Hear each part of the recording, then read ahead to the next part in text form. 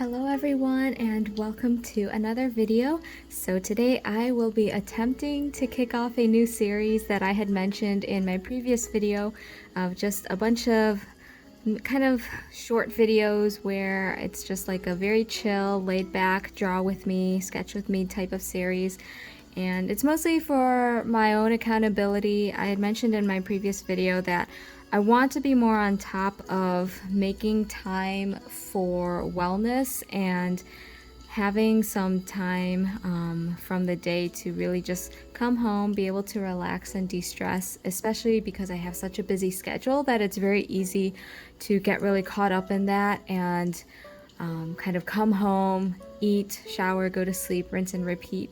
And I want to be more proactive about spending even like just 10-15 minutes of doing art or just something to kind of de-stress from the day so that I'm not tired and down this down spiral of burnout. So feel free to grab your sketchbook or something to work on, or maybe just grab a drink or beverage of your choice to just relax with me for the next 10-15 minutes. I think that's going to be my goal with these videos. It's not going to be too long, but if I decide to be very ambitious and work on a piece of art that might take multiple filming sessions, then I might just kind of compile them into one video at the end. So that's pretty much where we're gonna be. I'm gonna say it right now that please don't expect any amazing art during this series. I'm really just gonna draw whatever comes to mind, and it's probably just gonna be a lot of doodles and unfinished things, but it's the process of just being able to sit down and relax and draw that I think is important, and the outcome not so much, at least for the purposes of this series. So hopefully you guys will enjoy it, and we'll get started. So I do have some Animal Crossing music running in the background with some rain sounds, and yeah, usually when I draw I don't really talk and I just listen to music. So I was like, well, because I'm not really going to be doing a lot of editing and this is all going to be like real-time stuff, I have to try to find, I guess, like safe non-copyrighted music. So hopefully this is okay, but we'll get started. So this sketch was actually done a while back of a character named Anna from the series Shaman King. She is, I guess, the main protagonist supporting character, if that makes sense. But Shaman King was like my childhood anime and like one of my all-time favorite manga series growing up. And I was like so obsessed with this series, and recently they have announced a reboot for spring of next year. So I am just super pumped, and I'm really excited. The teaser trailer doesn't show much. It doesn't show any of the animation that they will be doing for the series. It was just kind of like playing the opening theme of the Japanese original anime series. But it was just so nostalgic. Like, I grew up watching the dubbed version on, like, I think it was originally on the Fox box, and then they became 4Kids. And so I would watch that on Saturday mornings. But yeah, so hearing about the reboot is just like, it's so exciting because it's like, oh my gosh, that's my childhood right there. Like, just all the feels. Like, I remember I just never stopped talking about this series, and I'm pretty sure I lost friends over it because I literally would not shut up about it. So I'm just very excited that it's getting a reboot. I hope it's really good. I remember there was talk of a reboot a few years back maybe, but the manga creator had kind of shot it down and pretty much was like, oh, I don't want a reboot unless you use the exact same like voice actors and voice actresses as the original anime. And so that didn't happen, and now that there's a reboot, I wonder if they're going to use the same cast. That would be very nostalgic. I've actually been trying to rewatch the series in Japanese like in my free time, but it's kind of hard to do because I don't have a lot of free time, and I feel like when you're watching anime in the subbed version and you're not a Japanese speaker, you can't really have that like running in the background and like multitask. Like, it's okay, I have the anime series on and I need to give my full attention to it. Otherwise, like, I'm not gonna know what's going on because I need to read the subtitles. But yeah, I want to say I had watched the Japanese series when I was in college. And so rewatching it again now is, again, very nostalgic, just hearing like the voice acting and everything. But yeah, so that was a very long tangent, but basically, I'm line arting Anna from Shaman King, and I highly recommend the series. It's a fun series. It's weird because it's gear, at least like the characters are more like the shonen genre, so they're like teenagers. So it's weird, like now that I'm much older, to be watching this and being like, this show is about a bunch of 13-year-olds. But yeah, I do recommend checking out the series. I love it, and I am just super excited for the reboot. And I really suck at talking and drawing at the same time, so I will probably do lots of random rambling, so hopefully you guys don't mind. Feel free to mute me and just put on your favorite music or something and just draw along with me or do your thing. Because end of the day, I think it would be awesome if, while I am on this kind of ideal goal of trying to draw more regularly, that this kind of helps you guys also find time to do things that are relaxing, to kind of de-stress from the day.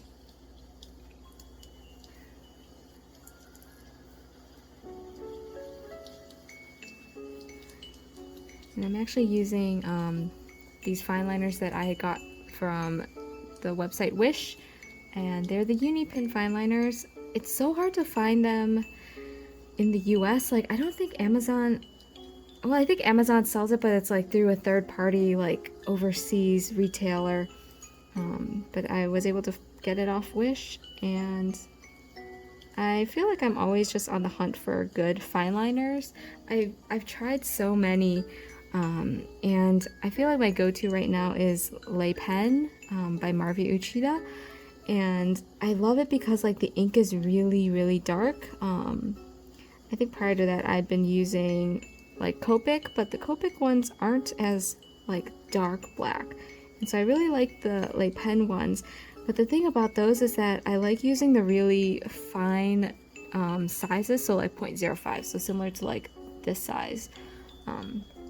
But because of that, like the nib tends to wear down really easily, and it's not like I'm heavy-handed or anything, but like the nib wears down so quickly to the extent that like I always end up throwing out the fine liner, not because it runs out of ink, but because the nib has worn down to the extent that like ink just cannot flow through it anymore. And it's just like really sad because like I love those fine liners and they're fairly inexpensive. And it's been my go-to for the longest time, and I still use them to this day, but I'm just on the hunt for like the perfect fine liner. And I feel like the Unipin nibs are pretty decent, but the 0.05 is not as thin as I would like it to be, and I don't know if it's just because this was a bad batch. The nib is a little bit frayed, which I think is what's causing the lines to be thicker than the standard 0.05, but other than that, like, I also really like this ink. It is very dark black and very precise.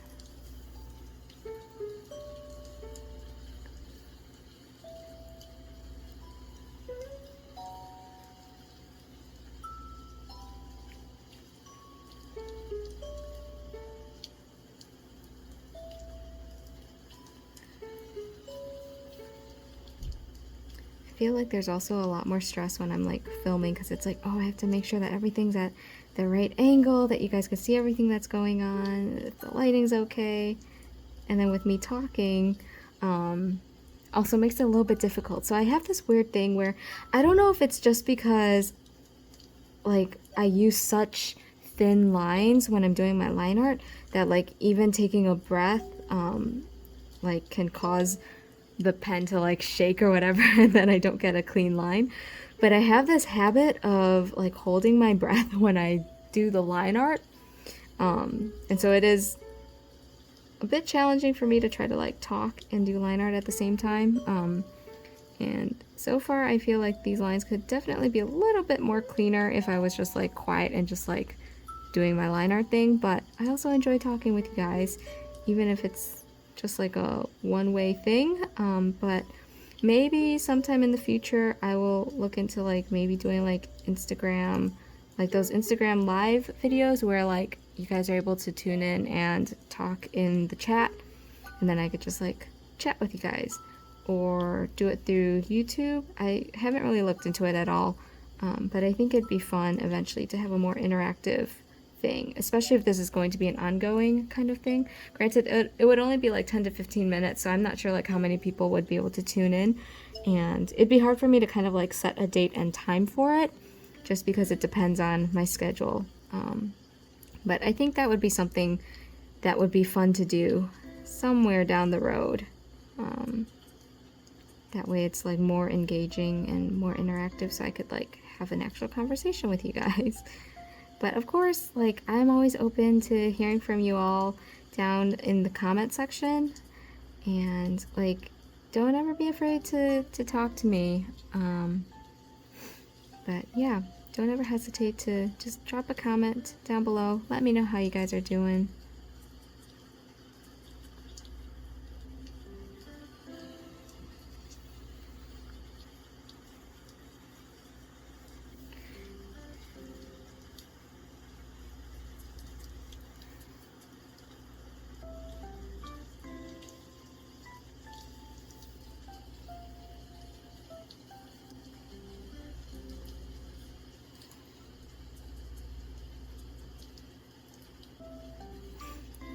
Also, something that I've been thinking about is that if this series is ongoing, I'm thinking of maybe opening it up to like suggestions, like maybe every now and then I will draw like either like fan art requests or like draw characters that you guys submit. That way sometimes I'll be drawing things that you guys like want to see, and also to give myself ideas, because I feel like eventually if I just do this series on whatever comes to mind, I'm just gonna default to like my OCs, which I don't mind, but I know like it could probably get boring really fast for you all. But let me know what you guys think, if you'd be interested in submitting like ideas or prompts for me to draw, or if you really prefer more of a just like, oh, draw with me, and like I do my thing and you guys do your own thing, and we'll both just be having a good time just relaxing and drawing or doing what we want.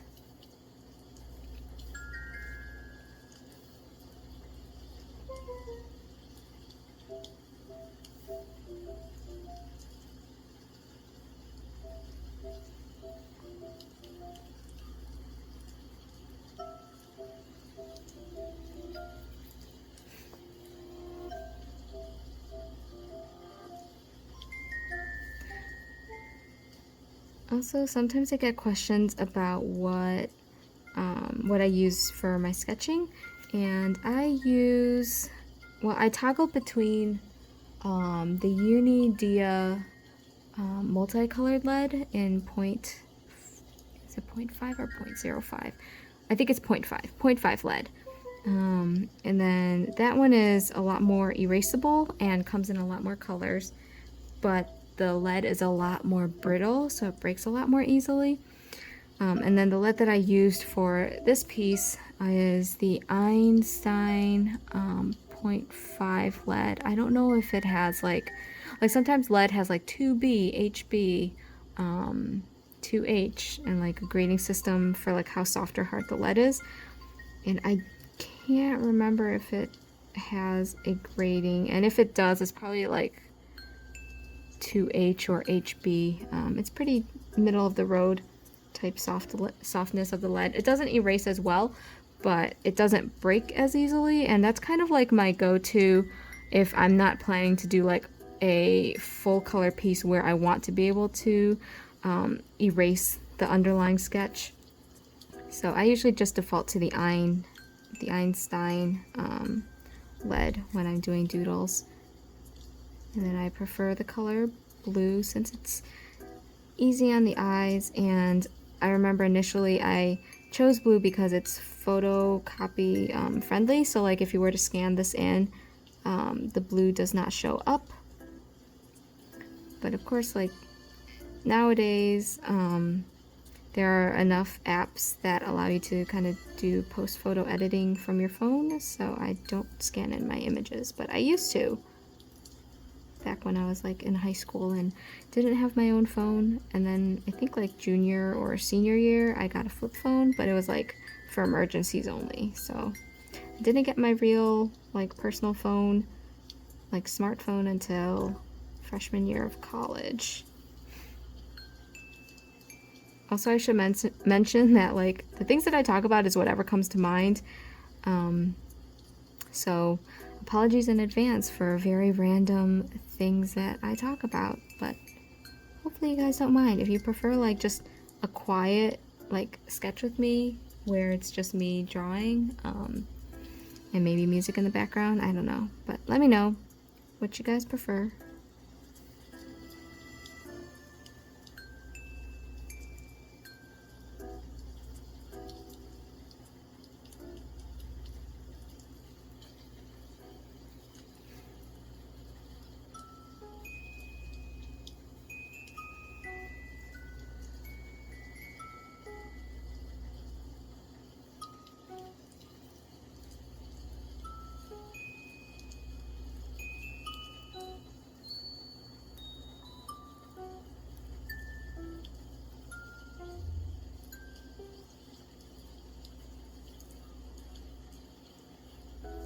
Debating if I should color this. I've been trying to add more color to my art, just to make my sketchbook look more interesting and my pieces to have a little bit more like pop and life to them. So lately it's mostly just been like line art and then just throw on like a block of color for the background. So nothing too fancy, but I'm hoping that it will make my drawings look a little bit more appealing and not as boring. But I had my 2 days off last weekend and it was really nice. I ended up going to Walmart for like random errands, and then they had their like back to school stuff up, and I was really bad and saw that they had the Prismacolor colored pencils, like 24 set, at a very decent price. It was like $19 and some odd cents, but I caved and bought that. And then they also had a few sketchbooks, which, like, I know it's just like standard like Walmart generic brand sketchbooks, but I was just so tempted and caved and bought one, even though I have so many sketchbooks. Like, if I could show you guys one day of my apartment, and I will show you like my bookcase, and the top shelf is literally just all sketchbooks, and like 99% of them have been unfinished. Like, I would draw a little bit in it and then buy a new sketchbook. Like, it is a very bad habit. But maybe with this series I will be able to go through them, because I was like, oh, if I'm just gonna do like drawings that aren't going to be very polished, maybe I'll use up the sketchbooks that I don't like as much, just to be able to get through them. So we'll see how that goes.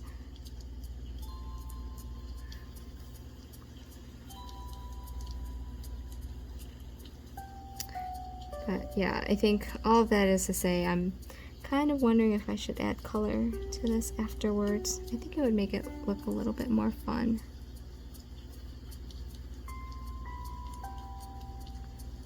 And maybe I could try the Prismacolor colored pencils. I actually swatched them out, and like, I've never had like professional like colored pencils, but like when I swatched them out, I was like, oh my gosh, these colors are so vibrant and just so creamy and buttery when you lay them down. Like, it's just so nice, because growing up, like, I just had the very standard like Crayola colored pencils that you would get for school, And so, like, whenever I thought of colored pencils, like, that was my experience with it. So I was never really interested in colored pencils, but for some reason, when I was at Walmart, I was like, oh, Prismacolor colored pencils. Like, I want to try that. And I feel like because I have such limited time to draw, if it's really easy and accessible when it comes to art supplies, I'm more likely to use it. So most of it is like dry media. Like, I definitely wish I could spend more time playing around with watercolors, but I just feel like the setup can be a bit tedious, and my workspace is not that accommodating. Like, I could definitely make room for it, but it's just not the same, like, comfort level. Like, it's hard to explain. Like, right now it's like, oh, I have this space and I just can just relax and draw. Whereas, like, if I had my watercolors, it would be like, okay, I have to put the water here and then the palette here, and then I have my like paper towel to like wipe between paint colors, and it would just be like a lot to deal with, especially if I have like not a lot of time to draw, and it's just like extra mental work that I just don't want to deal with. So lately I found that I'm more willing to try like dry media, so like markers and colored pencils, or just my fine liners, or just random doodles with my mechanical pencil.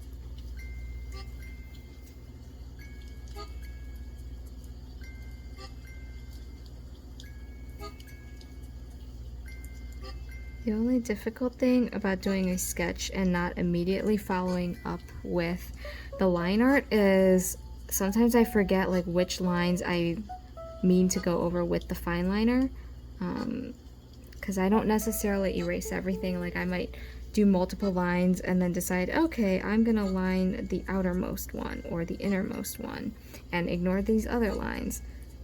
But then, like, if I don't immediately go over it in fine liner and come back to it like a few days later, I'm like, I forgot what I want to do, in terms of like which lines need to get lined and which ones I am supposed to ignore.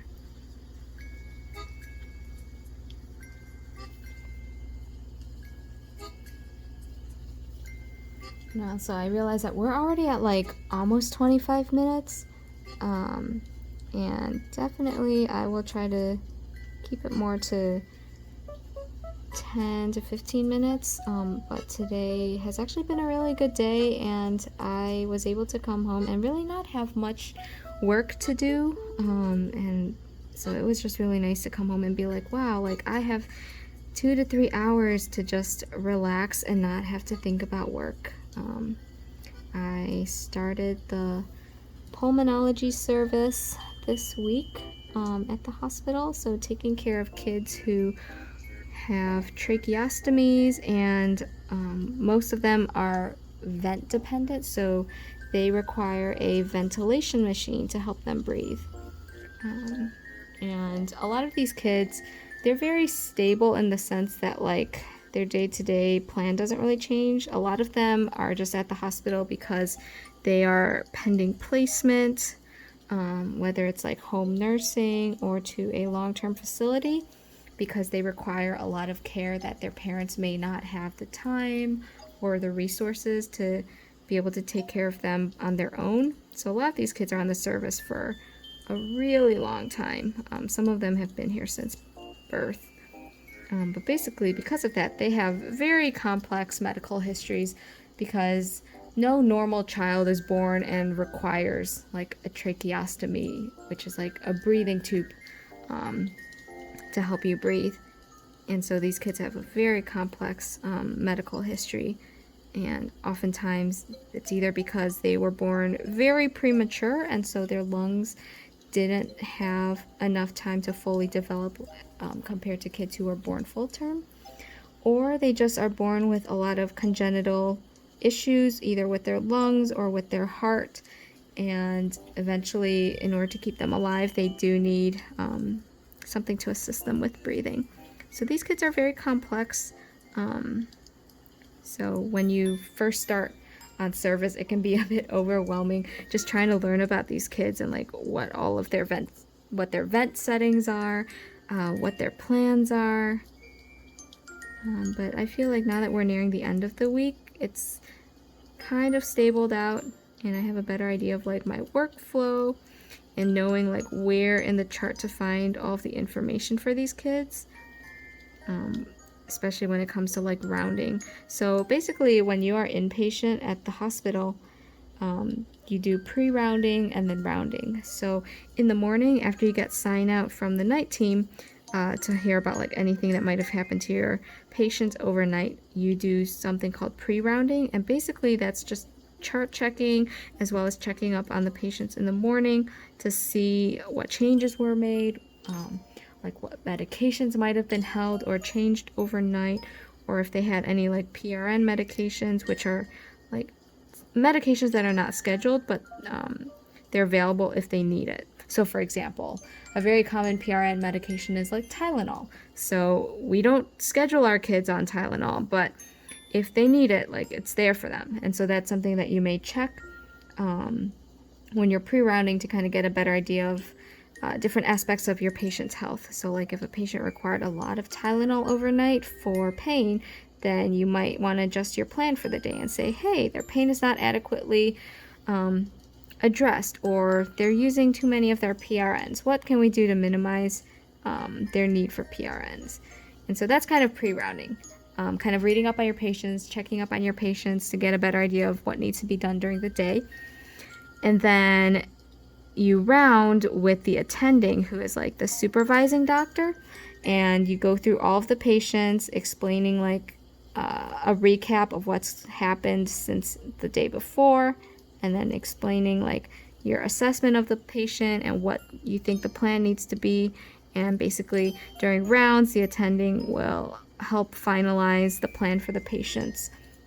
And then in the afternoon is when you kind of do catch up with like writing the notes for the day, because each patient gets a progress note, basically just to document like what is being done, so that anyone who has these patients or takes care of them can look at these notes and say, okay, so this is what was done for this patient, this is what I need to follow up on, etc.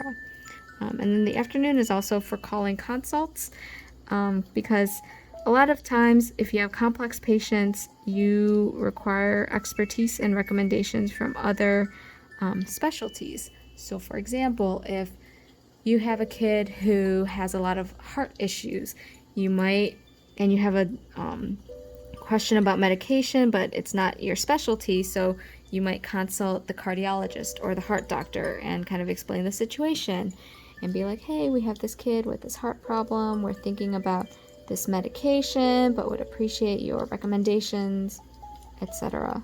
So that's usually what the afternoon is all about, kind of writing your notes, tying up loose ends, maybe discharges if patients are going home, and then calling consults to help you with your plan. And then that pretty much brings you to the end of the day, and then you sign out to the night team, let them know any changes that were made during the day, what they need to follow up on at night, and then you get to go home and you repeat that process every day. So that's kind of a dirty rundown, a quick and dirty of what it's like to work on an inpatient unit as a resident. So you go in, get sign out, you do your pre-rounding on your patients, you round, and then in the afternoon you catch up on your notes and your consults, maybe attend lectures for furthering education, especially because as a resident you're still learning. So All right, let's see if I could zoom in for you guys so you could see a little bit more details. Hopefully I don't mess up. Okay.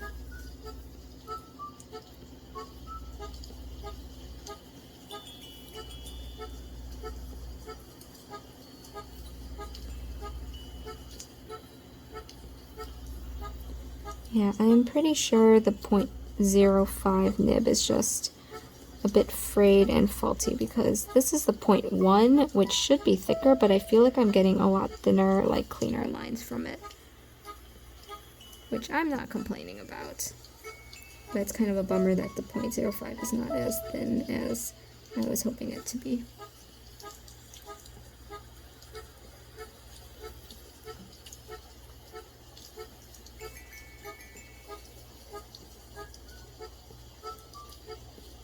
It's funny because I've actually been drawing a lot of Shaman King characters, and kind of going on like this weird binge, especially ever since the reboot was announced. And it's weird because I'm like, I don't remember how to draw like young teenagers, like 13-year-olds, and I feel like all of my OCs are much older than that, so it's hard to be like, okay, how do I draw 13-year-olds without making them look too old?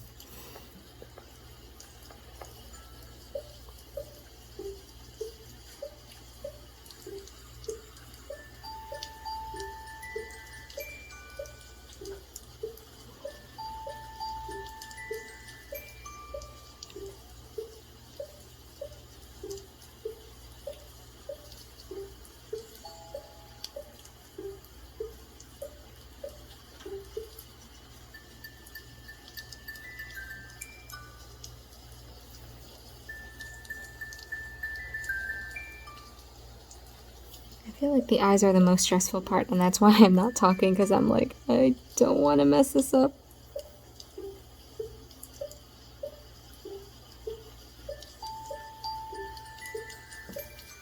And then especially because I'm filming, I can't get my face close enough to the page, so I'm kind of like eyeballing it and hoping that I'm getting these lines down where I want them to be.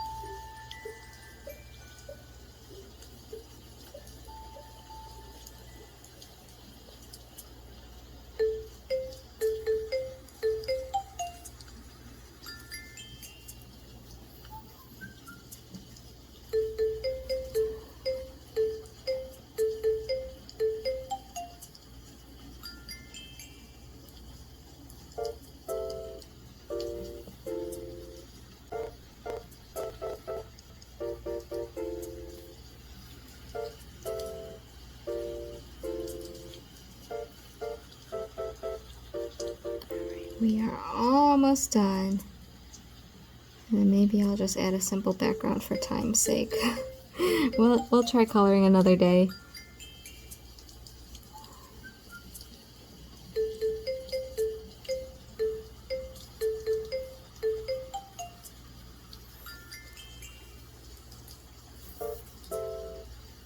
Okay.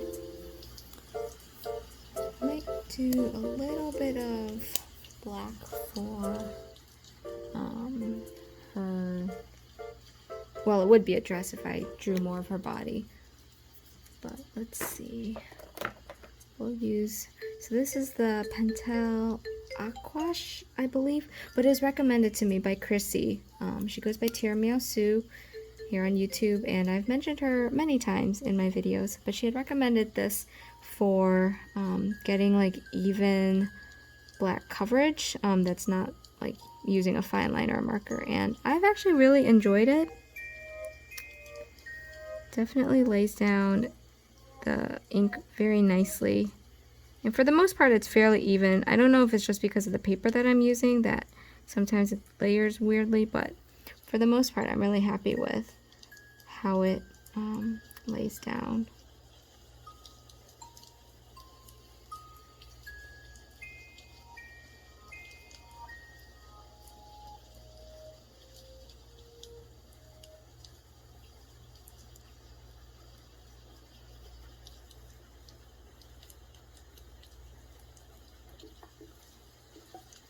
I feel like with these beads it's just so tedious trying to get like all the nooks and crannies.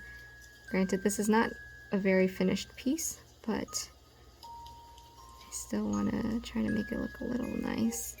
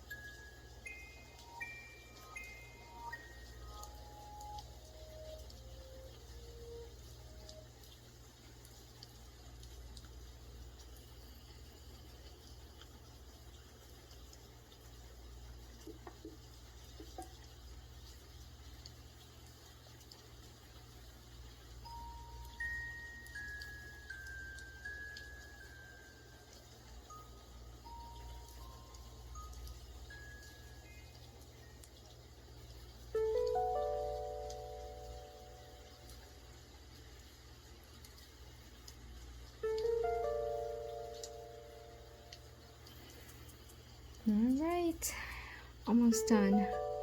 Let it dry so I could add a bit more shadow.